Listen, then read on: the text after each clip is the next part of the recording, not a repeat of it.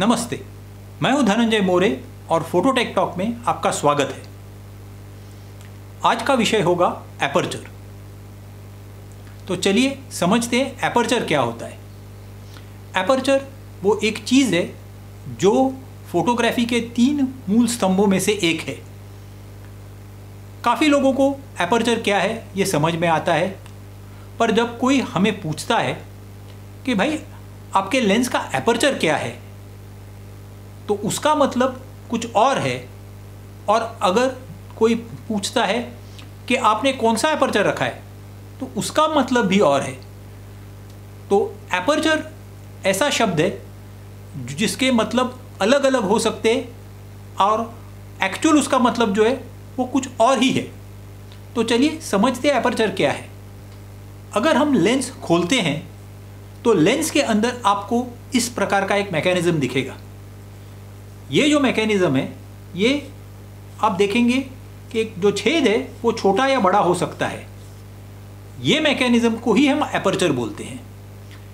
इसे लोग डायफ्राम भी बोलते हैं, आइरिस भी बोलते हैं, बट चीज़ वही है। अब ये जो चीज़ है, ये जो मैकेनिज्म है जिसे हम एपर्चर बोलते हैं, ये लाइट को कंट्रोल करती है। यानी अगर हमने ये छेद को छोटा किया तो कम लाइट अंदर आएगी, और ये अगर हमने बड़ा किया तो ज़्यादा लाइट अंदर आएगी। तो ये बहुत ही सिंपल सी चीज़ है जो हमें समझ में आती है। पर जब कोई हमें पूछता है कि भाई आपके लेंस का एपर्चर क्या है, तो उसका मतलब कुछ और ही है। जैसे कि ये पर्टिकुलर लेंस में आप देखेंगे एपर्चर जो है वो है 3.5 to 5.6।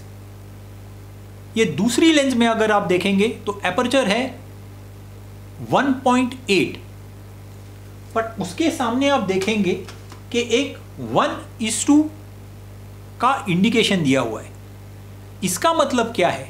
इसका मतलब यही है कि ये एक प्रोपोर्शन है।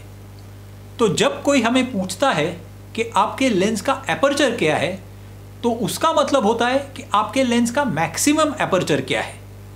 तो मैक्सिमम एपर्चर जो होता है वो आप देखेंगे 1.4 हो सकता है, f2 हो सकता है, 2.8 हो सकता है, 4 हो सकता है, या कुछ लेंसेज में 5.6 भी हो सकता है। जैसे आप देखेंगे लेंस अगर टेलीफोटो लेंस होती जाती है तो उसका एपर्चर छोटा और छोटा होते जाता है। मैक्सिमम एपर्चर जो है वो छोटा होते जाता है। और वाइड एंगल लेंसेज में हमें मैक्सिमम एपर्चर ज़रा ज़्यादा मिलता है। यहाँ पे आप देख रहे हैं हम एक 50 mm की लेंस देख रहे हैं। 50 mm के लेंस के ऊपर लिखा हुआ है 50 mm 1:1.4। इसका मतलब क्या है? इसका मतलब यही है कि अगर हमने 50 mm का 1 जो वैल्यू है वो 50 mm है, उसको हमने 1.4 से डिवाइड किया, यानी फोकल लेंथ को हमने जो मैक्सिमम एपर्चर है उससे हमने डिवाइड किया, तो जो हमें वैल्यू मिलती है इस पर्टिकुलर केस में 35 mm होगी। तो हम देखेंगे कि जो लेंस का ओपनिंग है वो लगभग 35 mm का होगा। जब हम देखते हैं कि 50 mm ये फोकल लेंथ में हमें 1.4 की भी लेंस अवेलेबल है, 1.2 की भी अवेलेबल है और 1.8 की भी लेंस अवेलेबल है। तो आप देखेंगे कि 50 mm 1.4 की जो लेंस है वो अगर 35 mm का उसका ओपनिंग है, वही लेंस 50 mm ही फोकल लेंथ है, अगर उसका एपर्चर 1.8 होगा तो आप देखेंगे कि वो मैक्सिमम ओपनिंग जो है वो कम हो गया है और 28 mm ही हो गया है। वैसे ही 50 mm 1.2 का जो ओपनिंग है वो काफ़ी ज़्यादा है और वो 42 mm 42 mm हो गया। इसी प्रकार अगर हम देखते हैं तो 24 mm की जो लेंस है उसका अगर एपर्चर 1.4 होगा तो उसका ओपनिंग 17 mm ही होगा, क्योंकि 24 डिवाइडेड बाय 1.4 17 mm होता है। तो उसका जो ओपनिंग है वो काफ़ी छोटा होगा। वैसे ही अगर हम 300 mm की लेंस देखते हैं जो 300 2.8 होती है, वो 2.8 300 के साथ हम जब डिवाइड करेंगे तो हम देखेंगे कि उसका मैक्सिमम ओपनिंग 107 mm हो जाता है, जो काफ़ी बड़ा है।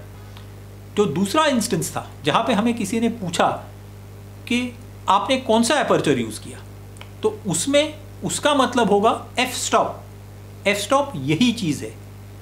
अब एफ स्टॉप मैंने अगर समझो 2470 यूज़ की है जो f2.8 है और उसमें मैंने 5.6 या 56 का सेटिंग रखा है, तो मेरा एपर्चर होगा 5.6, बट उसका मैक्सिमम एपर्चर 2.8 है।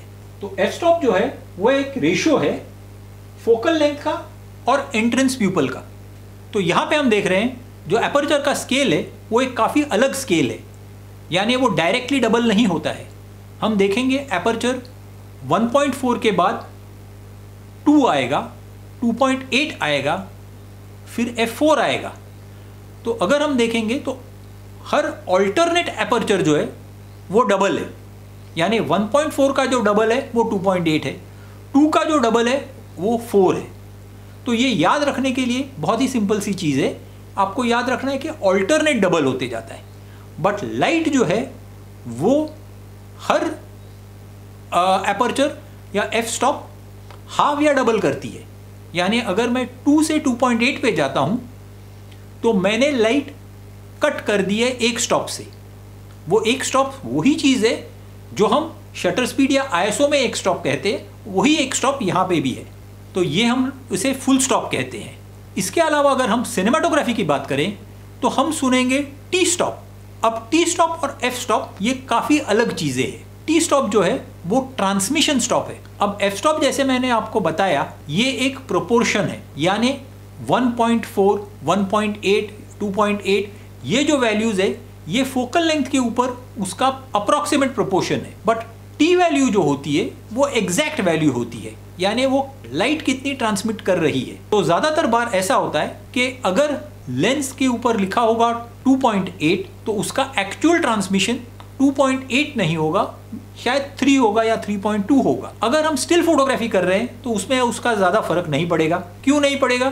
क्योंकि हमारे हर फोटो अलग अलग होते हैं, तो 2.8 हो या 3.2 हो वो ज़्यादा डिफरेंस उसमें नहीं दिखेगा। बट अगर हम सिनेमा शूट कर रहे हैं या वीडियो शूट कर रहे हैं तो वहाँ पे बहुत ही ज़्यादा फर्क पड़ सकता है, क्योंकि अगर दो अलग अलग फोटोग्राफर्स दो अलग अलग लेंसेज यूज़ कर रहे हैं और दोनों ने सेटिंग वही रखा है, अगर 2.8 रखा है और 2.8 में एक को वैल्यू मिल रही है 3.2 का और दूसरे को मिल रहा है 2.9, डेफिनेटली दोनों का एक्सपोजर अलग अलग होगा।